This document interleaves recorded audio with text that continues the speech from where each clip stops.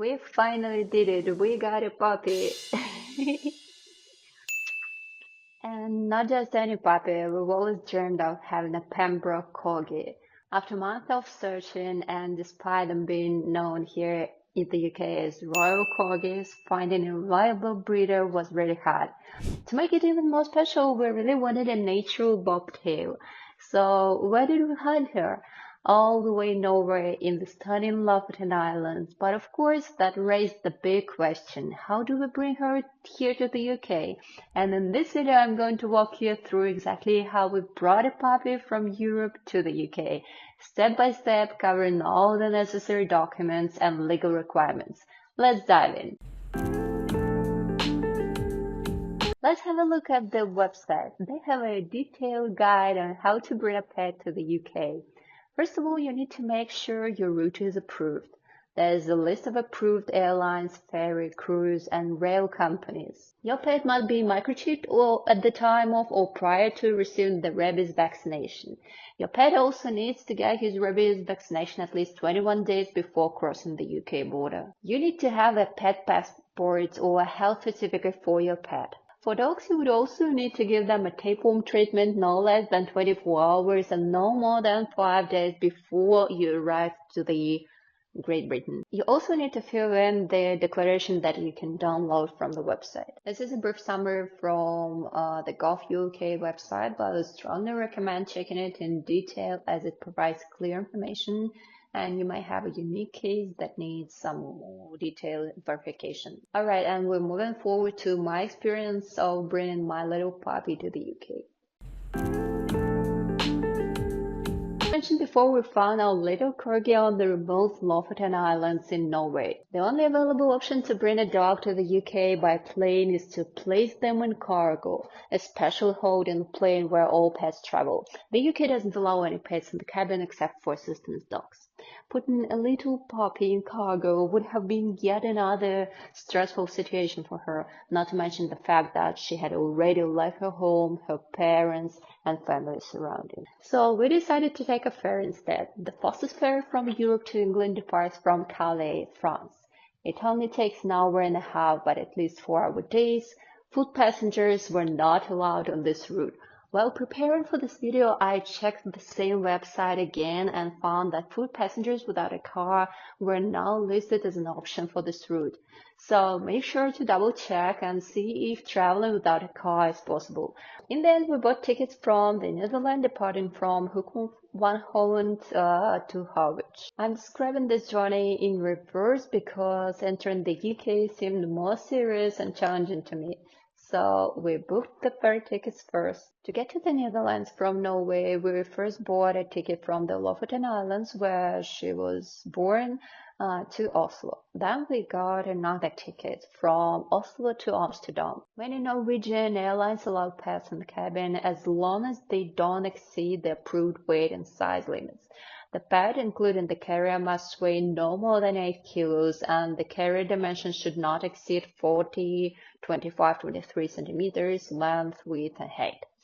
Since she was still a puppy, her weight complied with the rules, but I suspect it was her first and last time she fit those dimensions, as an adult corgi typically weighs 11 to 12 kilos. Before the flight, we bought a pet bag within approved dimensions, but it was so tiny and uncomfortable for her, she could barely lie down, twisted awkwardly. I felt so bad for her.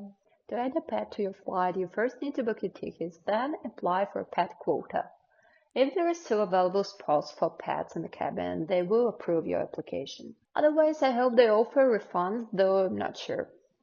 So after purchasing my tickets, I logged into their website, but I couldn't find the option to apply for a pet in the cabin. Thankfully, they have a support department branch in the UK. I called them, waited about 20 minutes, and then explained the situation, and they sent me the payment link. In addition to my tickets, it cost me £62 to add her. And this was for both flights from the Lofoten Islands to Oslo and from Oslo to Amsterdam. I was worried about the 1-hour layover in Oslo, wondering whether we'd make it on time, whether we'd have to show her documents again, all passed through time-consuming security checks. But spoiler alert, everything went smoothly. We simply changed gates and waited for the next flight. And the whole journey took us 2 days. On the first morning, we flew from the Lofoten Islands to Oslo, and after 1 hour layover, we took the second flight to Amsterdam. From Amsterdam, we caught a train to Rotterdam directly from the airport, and Rotterdam was about 30 minutes by metro from Hoek of Holland, where the ferry departs. We decided to spend the night in Rotterdam to rest before boarding the ferry. That night in Rotterdam was already our second night together. So the first was in the Lofoten Islands. The night went well, she was tired and slept peacefully. We stayed in a hotel, and in the morning I was even able to leave her in the room for about 20 minutes to enjoy a hotel breakfast. Afterward, we went for a walk so she could do her business, pee, poo, and so on, then squeezed her into the tiny bag and headed to Hoek of Holland. If you're taking a ferry, keep in mind that you need to check in at least 2 hours before departure. At the check-in point, they informed me that since I hadn't booked a cabin, my pet wouldn't be placed in the kennel, a separate room for dogs. I didn't want to be far from her, so they offered me the option to book a pet-friendly cabin for an additional £60. If I had pre-booked it, it would have been cheaper. The cabin was amazing. The ferry journey to Harwich takes more than 6 hours, and the cabin was very well equipped with everything we needed. 2 beds, a sofa, a table, and a shower. The only downside is that you can't leave the cabin with your dog for public areas. We spent a few hours resting and relaxing before I left her in the cabin to take pictures and have dinner. Afterwards, we continued relaxing, so the second day was not too stressful or exhausting for both of us. Interestingly, her passport was checked in the Netherlands at the check-in point where they verify her rabies vaccination, microchip, and tapeworm treatment. This wasn't done at the border, but during check-in.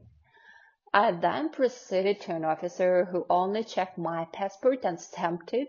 That was it. When we arrived in England, I was only asked for my passport and there were no additional checks for my puppy. It seems like that the Netherlands side conducted a double check on behalf of both countries. Thankfully, we had no issues with the documents, which was a relief and made the first experience smooth from a bureaucratic perspective. In England, my husband met us, and the 3 of us took a long train ride to London to finally get home.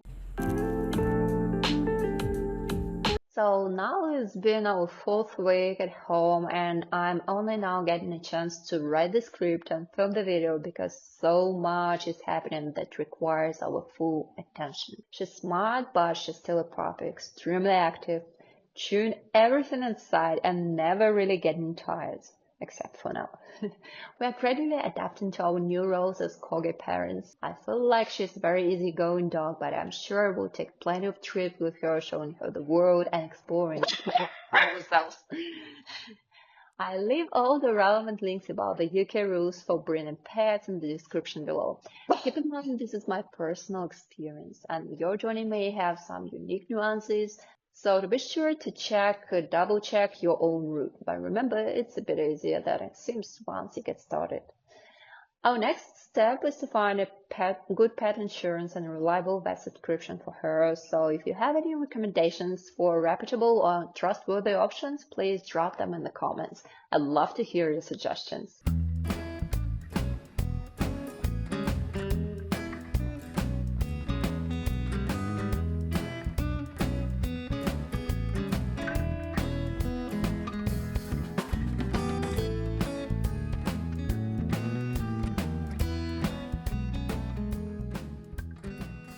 Thank you for watching, and we'll see you in the next videos. Bye!